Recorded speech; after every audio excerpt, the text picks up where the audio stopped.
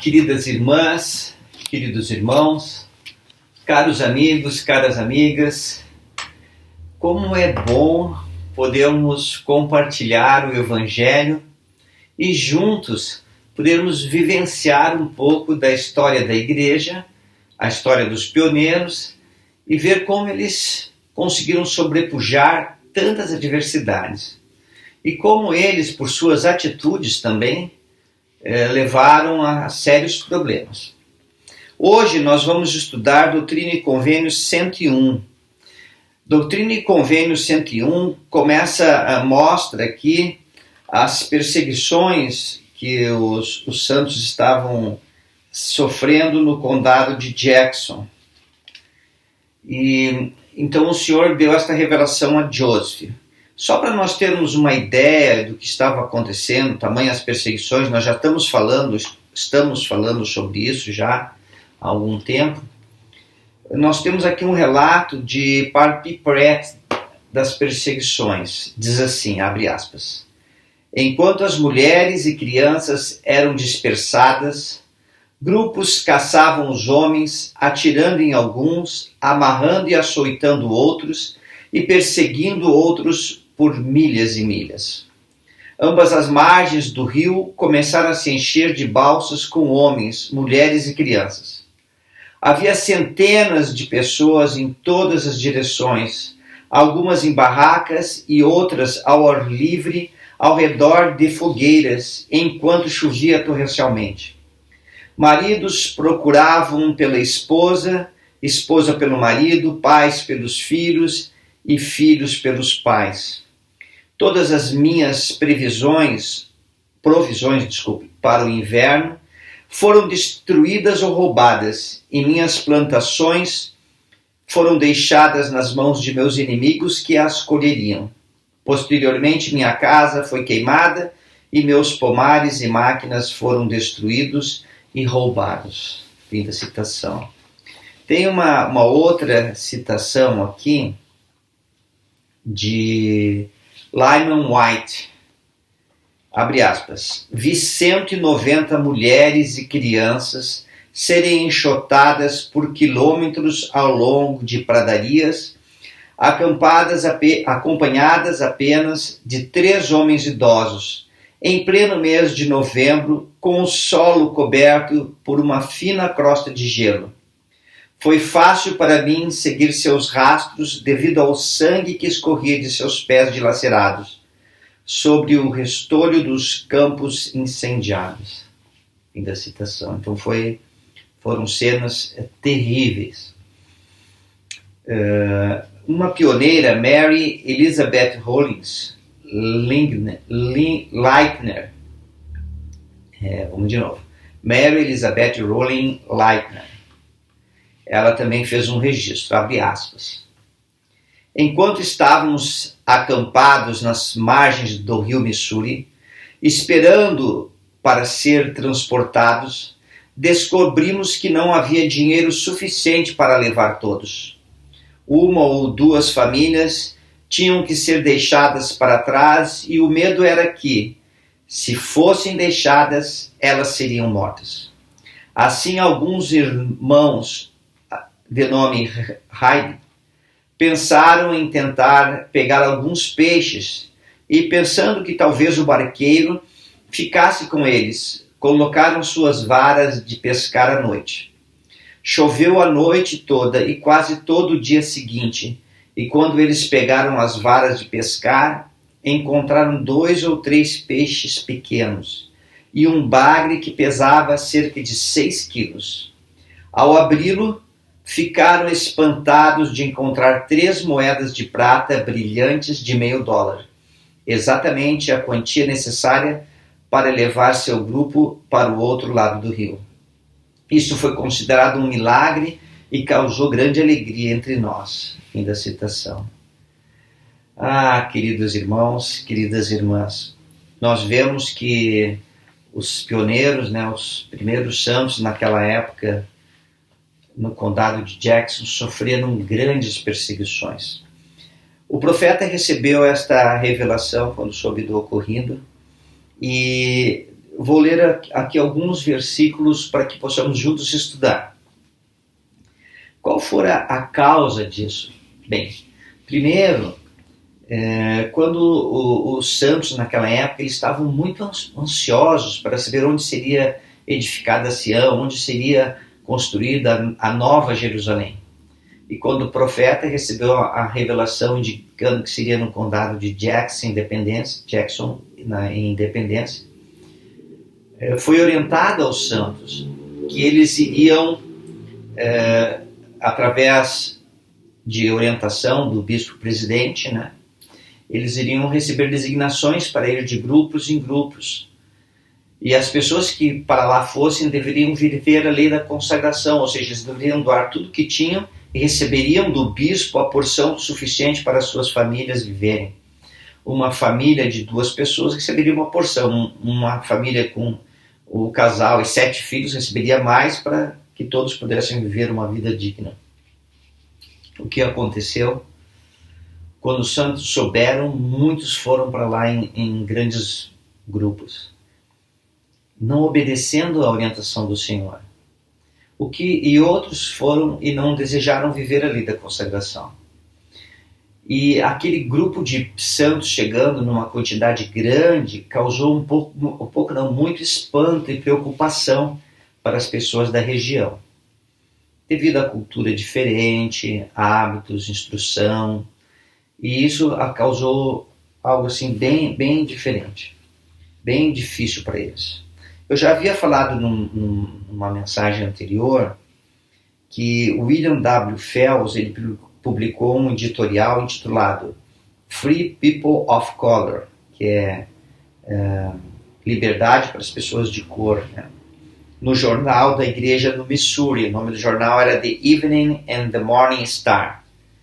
E quando William W. Fells publicou isso, as pessoas da região se sentiram assim alarmadas em entender que aquilo era uma posição política e que a igreja estava convidando todos os escravos libertos dos Estados Unidos para se fixarem naquela região. E então Satanás utilizou todo esse contexto para que pudesse enfurecer as pessoas para atacarem os santos. E realmente foi o que aconteceu. Mas aqui nos versículos 4 até o 9, o Senhor mostra um pouco mais para nós. Ele diz assim: portanto é necessário que sejam corrigidos e provados, assim como Abraão, a quem foi ordenado oferecer o único filho. Então tudo aquilo que estava acontecendo, além de ser correção, também era uma provação, para ver se eles passavam no teste. Pois todas as coisas pois todos os que não querem suportar a correção, mas negam-me, não podem ser santificados. Eis que eu te digo, havia desarmonia e contendas e invejas e disputas e concupiscência e cobiça entre eles. Portanto, com essas coisas corromperam sua herança. Foram vagarosos em atender à voz do Senhor, seu Deus. Portanto, o Senhor, seu Deus, é vagaroso em atender às suas orações, em responder-lhes no dia de suas tribulações. No dia de sua paz, trataram com leviandade meus conselhos, mas no dia de suas tribulações, buscaram-me por necessidade. Em verdade, eu te digo, apesar de seus pecados, minhas entranhas estão cheias de compaixão por eles. Então observe que o Senhor relata aqui várias coisas que ele não estava contente com o seu povo. O povo que deveria viver a lei da consagração e edificar Sião, construir a nova Jerusalém. E aqui eles estavam sendo reprovados para fazer esta obra. No futuro, o Senhor ainda irá construir a cidade de Jerusalém, lá em Independência, no condado de Jackson. Mas neste momento os santos não passaram no teste da fé, na aprovação do Senhor, não foram obedientes ao Senhor. E o Senhor requer que seja um povo obediente para que Sião seja construída, para que a nova Jerusalém seja construída. Mas o Senhor, mesmo assim, vendo as falhas, as faltas, ainda assim, ele estava com suas entranhas cheias de misericórdia para todas as pessoas. Joseph várias vezes buscou o Senhor, né, pedindo socorro para os santos. Mas olha só o que o Senhor fala aqui no versículo 16. Portanto, que se console vosso coração no que diz respeito a Sião, pois toda a carne está em minhas mãos. Aquietai-vos e sabei que eu sou Deus. Olha o que o Senhor fala ao profeta: aquietai-vos e sabei que eu sou Deus. O Senhor está no comando. 17. Sião não será removida de seu lugar, apesar de seus filhos estarem dispersos. Então um dia essa cidade será construída e será na vinda do Senhor, né? Em preparação para isso. 21. E até chegar o dia em que não haja... desculpe. Então o Senhor está dizendo que ali seria construído Sião. Antes eu só quero fazer um comentário.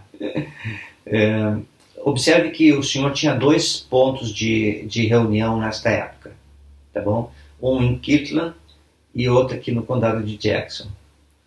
Por que o Senhor pedia para os santos antigamente, né, eles se reunirem em grandes grupos, assim, um centro de força? Porque o Senhor desejava que templos fossem construídos. E naquela época os santos dispersos não poderiam edificar a casa do Senhor. Então o Senhor queria que fosse construído um templo em Independência e outro em Kirtland. Kirtland ficava em Ohio e o condado de Jackson no Missouri. Pronto. E o Senhor queria que fossem construídos os templos, mas os santos foram vagarosos nisso. Vamos continuar aqui. Então, por isso que o Senhor pedia esses centros de força. Hoje em dia, os santos não são chamados para se reunir em um único local. Mas olha a orientação que está em Doutrina e Convênio 101:21, que mostra por que nós estamos, a igreja organizada da forma que está hoje. Até chegar o dia em que não haja mais lugar para eles, e então lhes designarei outros lugares que tenho e serão chamados estacas para as cortinas ou a força de Sião. Então hoje em dia os santos se reúnem em estacas em todo o mundo. Você provavelmente vive numa estaca, você que está vivendo. Olha o que o Senhor pede para os santos e para as suas estacas. Eis que é meu desejo que todos os que invocam meu nome e me adoram, de acordo com o meu evangelho eterno, se reúnam e permaneçam em lugares santos. Então, nós todos, eu e vocês, em nosso lar, no nosso dia a dia, trabalho, nas coisas que fazemos, devemos cuidar para que estejamos em lugares santos. A igreja, organizada em estacas no mundo, o Senhor quer que sua estaca seja um lugar santo. E eu fiquei pensando assim, todos nós, eu e vocês, somos membros da igreja e estamos localizados em algum lugar onde a igreja está organizada. E eu fiquei pensando assim, o que nós podemos fazer para santificar nossa estaca, para que nossa estaca seja um lugar santo? Fiquei pensando várias coisas, como eu ser uma pessoa santa, eu devo viver o evangelho, eu devo andar em retidão. Fiquei pensando que podemos ser pessoas prestativas, proativas, que ajudem a liderança local, seja o bispado, presidência do socorro, do quórum, seja a presidência da estaca, que possamos ser pessoas proativas, que estão aqui para ajudar. Imagina assim, nós temos os líderes e quando os líderes pensam, né, em fazer determinada coisa que o Senhor tem orientado, eles possam ver em nós uma bênção, que pode ser contado com você para cumprir determinadas designações e edificar Sião no lugar que você está, na estaca, na cidade em que você se encontra. Permanecer em lugares santos. O que podemos fazer para ajudar a edificar nossa estaca? Muito bem. Vamos continuar aqui.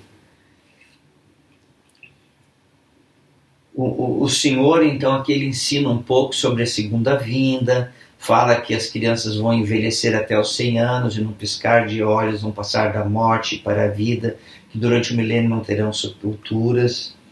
E daí no 32 ele fala assim: sim, em verdade vos digo, no dia em que o Senhor vier, ele revelará todas as coisas.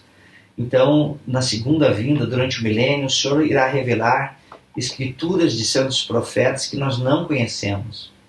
As partes seladas serão reveladas. Será ensinado a nós os segredos de como foram construídas, como foi construída, ou melhor, esta terra. E muitas outras coisas. Não é maravilhoso? E daí o Senhor ele fala a todos nós, assim no 38. Buscai-me sempre... Desculpa, vamos de novo. 38. E buscai sempre a face do Senhor, para que, em paciência, possuais vossa alma, e tereis vida eterna. Olha que escritura mais forte, que princípio glorioso. Buscar sempre a face do Senhor em paciência. Será que significa isso? Ó? Eu desejo ver o Senhor, desejo estar com Ele, então eu vou ficar esperando. Será que é isso? A palavra paciência é uma palavra muito importante. O elder Uchtdorf, que já serviu na presidência da igreja, né? O presidente Uchtdorf, hoje elder Uchtdorf, serve no Quórum dos 12. Nossa, não estou conseguindo tirar aqui, mas ó. Muito bem. Ele falou o seguinte. Cadê a citação do Uchtdorf?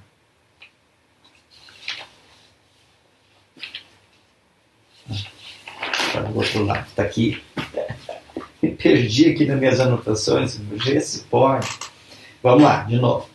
Olha o que o elder Uchtdorf, ele falou sobre paciência. A paciência significa esperar ativamente e perseverar. Significa permanecer em algo e fazer todo o possível. Trabalhar, esperar e exercer fé. Suportar as dificuldades com coragem, mesmo que os desejos de nosso coração demorem a ser cumpridos. A paciência não é apenas suportar, mas suportar bem. Então, lendo novamente o versículo 38, buscai sempre a face do Senhor, para que em paciência possuais vossa alma e tereis vida eterna. Em paciência, então você vai estar perseverando, você vai estar envolvido com o Evangelho, você vai estar cumprindo seus convênios e você vai estar ativo neste processo. E então você vai dominar a sua alma. A alma é o espírito e o corpo juntos, a alma do homem. Você vai ter controle sobre o seu corpo, seu espírito dominará seu corpo. E aí diz o Senhor que teremos vida eterna. Que versículo mais lindo! Buscar a face do Senhor com paciência. Fico pensando que isso pode incluir frequentar o templo, buscar revelação. Fico pensando que isso deve incluir estudar as Escrituras. Imagina, eu quero conhecer o Salvador. Daí o Senhor te dá as obras padrão, para que tu possas conhecê-lo melhor. E você não lê, nunca lê. Nem uma vezinha na semana. Mas você diz na sua oração: Senhor, eu quero te ver. Deus diz: olha, eu dei os profetas, dei as Escrituras. Busca me conhecer. Busca receber revelação pessoal, para que um dia eu possa me revelar a ti. A oração, só pela oração, irmãos, e é tão importante orarmos, mas o Senhor requer que nós façamos algo. Na maioria das vezes, eu sei que em algumas situações nós simplesmente oramos e o Senhor nos atende de imediato. Mas na maior parte delas, o Senhor quer que nós estejamos envolvidos, fazendo algo, exercendo fé em Cristo. O elder Bergner certa vez falou que a fé em Cristo leva à ação. Então, se nós temos fé em Cristo, temos que agir, temos que fazer algo. Muito bem. No 39 e no 40, o Senhor fala assim, Quando os homens são chamados ao meu evangelho eterno e fazem um convênio eterno, são considerados como o sal da terra e o sabor dos homens. São chamados para ser o sabor dos homens. Portanto, se esse sal da terra perder seu sabor, eis que daí em diante para nada mais presta, senão para se lançar fora e ser pisado pelos homens. Então, o sal, ele era no passado, né, um símbolo de convênios. Na antiga Israel, quando eles faziam as ordenanças no templo, tinha lá uma parte que colocava sal, era um símbolo do convênio, sal. Muito bem. Outra coisa, o sal, ele vai envelhecendo e ele continua guardando todas as suas propriedades, ele não perde suas propriedades. Como ele perde as propriedades? Por contaminação. Então, se ele se contamina com outros produtos, ele perde suas propriedades e perde seu valor. Assim, o Senhor está orientando a cada um de nós que devemos ser sempre pessoas retas, puras, santas, porque se nós perdermos o sabor, perdermos nossas propriedades, perdermos nossa dignidade, nossa retidão, nossa santidade, não serviremos mais para nada. Quando o sal perdia o valor, eles jogavam no chão e fazia parte de onde as pessoas passavam. Mas lembra, embora essa analogia do sal seja extraordinária, ainda assim o Senhor nos lembra que eu e você, se tivermos pecados, ainda assim, se formos contaminados, podemos nos arrepender. E devido a Jesus Cristo e sua expiação, poderemos ser totalmente restaurados, restituídos, santificados, perdoados. Então, continue sendo assim, uma pessoa firme, digna. Eu fico imaginando assim, você convida alguns convidados na sua casa e serve um almoço, e daí você prepara a comida, por exemplo, um feijãozinho bem gostoso, e você não coloca nada de sal. Ele fica um sabor estranho, não é apetitoso ao paladar. Mas quando você põe um pouco de sal, ele muda toda aquela comida e a torna saborosa. A mesma coisa o Senhor está dizendo, os santos de Deus, aquele povo do convênio não será a maioria na terra. É o sal que impregna de sabor tudo mais, né? O Senhor fala aqui o sabor dos homens. Vamos ver aqui, para continuar neste assunto, no versículo 65. Portanto, preciso reunir meu povo, segundo a parábola do trigo e do joio, para que o trigo seja recolhido nos celeiros, a fim de possuir a vida eterna, e ser coroado de glória celestial, quando eu vier no reino de meu Pai, para recompensar cada homem de acordo com suas obras. E isso é extraordinário. Olha que o Senhor fala assim, ele vai juntar o trigo em celeiros para que possuam vida eterna. Observe como essa escritura se tornará agora muito, muito mais preciosa e de grande valor para nós. O Elder Bedner, explicando essa passagem, falando sobre celeiros, ele falou que os celeiros são os templos de nosso Deus. Não é maravilhoso? Então vamos ver de novo. Então o Senhor vai pegar o trigo e colocá-lo em celeiros. Eu fico imaginando todas as pessoas, todos os irmãos e irmãs que se esforçam tanto e que vão ao templo e que participam das ordenanças do Senhor, fazem convênios com Deus, eles estão no celeiro se preparando para a vida eterna. Eu gostaria de estender um convite a todos vocês que me ouvem. Prepare-se para ir no templo de nosso Deus, a casa de santidade. Lembra que nós falamos que os homens são o sal da terra, homens e mulheres, né? O sal da terra. As pessoas que fazem convênio são o sal da terra, os escolhidos e eleitos de Deus. E se ele perde o sabor, para nada mais serve. Mas eu gostaria de fazer a seguinte analogia com você. Nós falamos de um feijão, né, que tem uma quantidade menor de sal, é lógico, e ele dá o sabor para todo aquele alimento.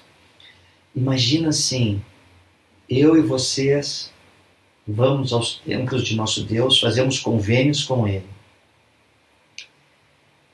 Não é a maioria das pessoas que frequentam ao templo, a maioria das pessoas do mundo, mas são aqueles que são membros da Igreja de Jesus Cristo dos Santos dos Últimos Dias, que fazem convênios sagrados com o Senhor, frequentam o templo, para trazer o que? Fazer qual a obra realizada nos templos?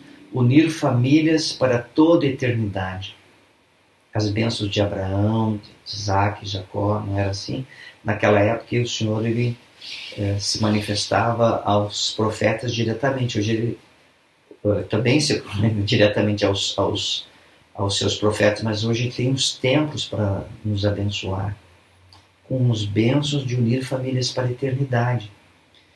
Quando o Senhor fala que os santos, né, os povos do convênio são o sal da terra, o sabor dos homens, olha, imagina só, nos templos as famílias de gerações passadas e futuras estão sendo unidas para toda a eternidade. O trabalho de salvação por nossos ancestrais está sendo realizado.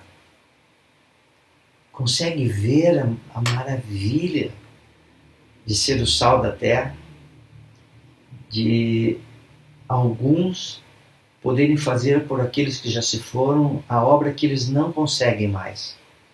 E esse imenso trabalho vicário, Joseph Smith, o profeta, tem dito que é o trabalho mais importante que podemos fazer, de salvar nossos mortos. E é a grande obra que nós realizamos. Eu tenho a oportunidade de servir no templo como oficiante, e por isso eu tenho frequentado todas as semanas, e tenho passado, eu e minha esposa, nós temos passado por experiências maravilhosas, servindo no templo de nosso Deus. Podemos receber revelações de nosso Pai Celestial Jesus Cristo.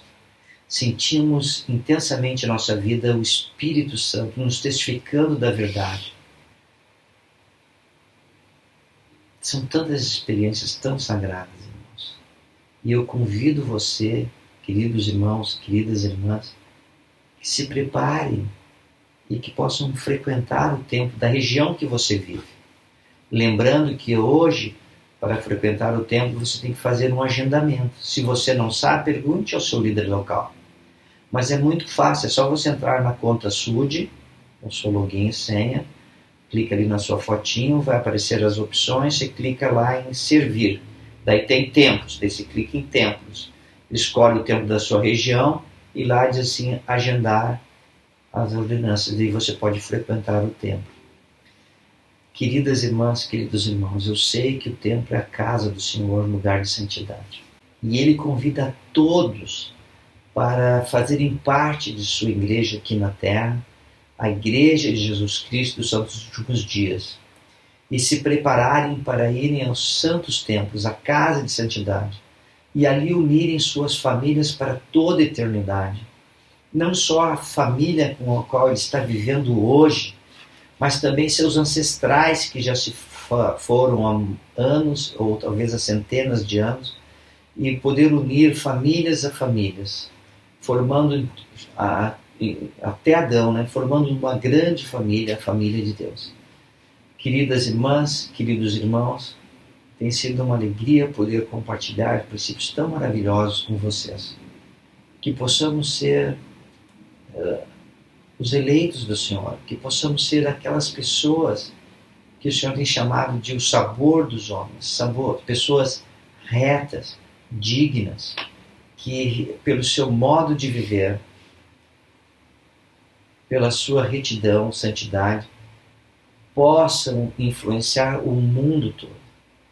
E esse é o convite que eu estendo a vocês hoje. Muito obrigado pelo grande exemplo que muitos de vocês que eu conheço têm sido, para que eu e minha esposa possamos nos alegrar com vocês e juntos, todos nós, nos prepararmos para cada vez mais viver em retidão até o dia perfeito, de podermos estar com o Senhor e ver sua face e permanecer com Ele. E eu deixo essa mensagem em nome de Jesus Cristo. Amém. Tchau, queridas irmãs, queridos irmãos, jovens, crianças. Um abraço do Vovô Dé, tá bom? Cuide-se bem. Tchau. E eu deixo esse pensamento em nome de Jesus Cristo. Amém. Esqueci.